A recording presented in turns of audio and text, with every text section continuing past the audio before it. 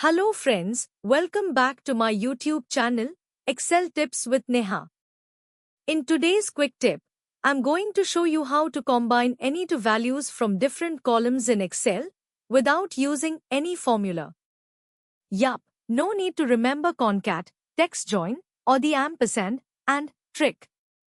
Let's say you have two columns, region and month, and you want to combine them to show something like West Jan, East Feb, and so on. Here's the easiest way to do it. Step 1. In the first cell of a new column, manually type the combined result for just one row. For example, West Jan. Step 2. Now, press CTRL E on your keyboard. And watch the magic happen.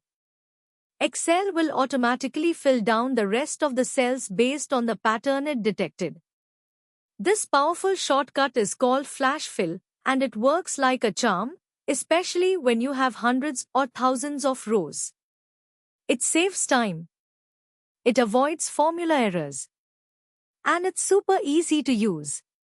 So subscribe to the channel and share it with your friends.